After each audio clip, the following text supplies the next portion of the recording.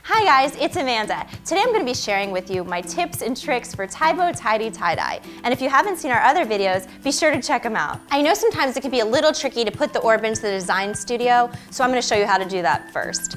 Okay, so we're just going to move it a little closer to make it easy. You're going to stick one end into the base and then the other end. These guys are what make the magic happen. You want to make sure they're on really tight. This is what keeps everything nice and neat and mess-free. And one thing that I think is a little fun is when you put your handle on, you can actually use it almost like a little screwdriver and just give it a little tug. Now we're going to talk about the next important step, rubber banding. This is what makes your piece beautiful and really perfectly dyed. So if you run out of your rubber bands, you can use any kind you have at home. It's all gonna work. You just have to make sure they're very, very tight or else the dye will seep through and it'll make it next to impossible to have a tie-dye look. So I'll show you with a really extra large size just so you have an idea. You wanna just keep going around until it's really tight. If you were to leave it loose like this, your dye is not gonna keep it nice and white and bright. So just keep going around a few times until it's perfect. So I'll show you with each one just so you have a visual. Then we'll do it with a medium-sized rubber band. And the good thing is you do get a lot in your kit, and sometimes too what I'll do if I have a really long piece like a t-shirt is I'll come from the other side so that way you don't have to do all the fabric in through it. I like to use things that are 100% cotton just because it really absorbs the dye nicely, but you can dye anything that you like. So the little ones tend to be my favorite just because they're easy, because you don't have to go around a couple of times. But also something to keep in mind is the thicker the rubber bands, the thicker the stripe is going to be left on your shirt. So just another fun thing to think about. There's so many things you can do with the Tybo Tidy Tie Dye. I just love it. Okay, and we'll do a little twist now. So I think of it like a little cinnamon roll. We'll just roll her on up. This is where the big one definitely is easy, but you could do it with a little one too. All right, so now we're all banded and ready to stick it into your Tybo orb. Your Tybo Tidy Tie Dye kit also comes with dye packets. It makes it really easy for you to prepare your dye. So let's put this to the side. So even though you can mix the dye in the bottles, I like to put a little paper towel down just in case. So today we're gonna do the blue. So let's get our bottle and our packet. The thing that I love is there is a line right on the bottle so you know where to stop. One thing to keep in mind, the more water you add, the lighter your color will be. The more dye you add, the darker your color. So if you want it to be really deep blue, put a lot of dye and a little water.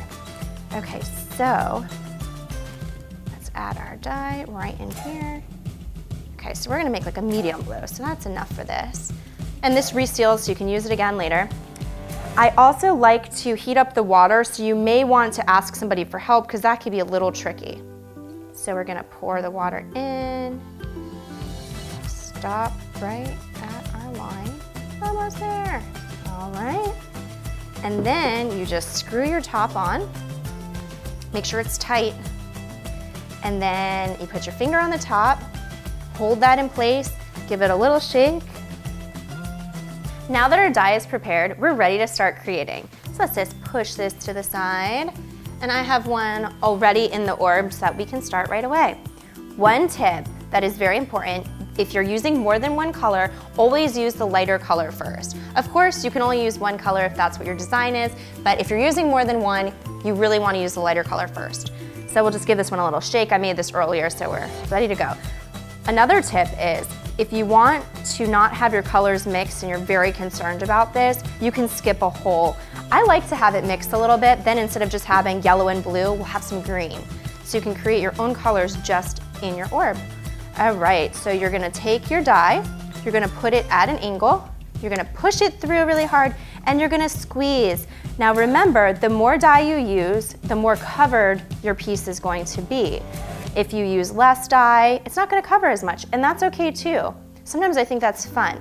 So we're going to put it in this one, we're gonna give her a little squeeze, and I'm gonna give you my super, super secret tip. If you wet your piece first, it makes it even better and the color absorbs even more. So I didn't do it in this one, but it is something that's fun to think about. So one thing I'm gonna show you too is if you put a whole bunch of dye in your orb, then you could put your dye down and you could shake it a little bit. And see, it makes it cover even more. So now we're gonna use the other color. Once again, we'll give her a little shake, open our lid, and we're gonna go back in the same hole so we can make some pretty blue. So I'm gonna put a lot of blue in this one so that it's really dark. And we'll have some green, which you'll see in a minute. Remember, the more dye you use, the more covered your piece will be. Another thing to think about, stop squeezing your bottle before you take it out of the orb, or else you'll make a big mess. So, one thing that I personally love to do, it's kind of a secret, is let it dry and then take your piece out of your orb, spin it around and add more color. So that way the entire thing is covered in a bunch of different colors. But if you don't want to do that, or I guess even if you do, you let it dry in your orb and then it's time to rinse. The best part is you can rinse it right in the orb. You just unscrew the pink caps, run it under the water. Some of you may need some help with that, and that's okay too. And then you rinse out the dye, and then you can take it out, and it's ready to be used. Remember, there's no wrong way to tie bow. I can't wait to see what you've made. I'm Amanda, thanks for watching.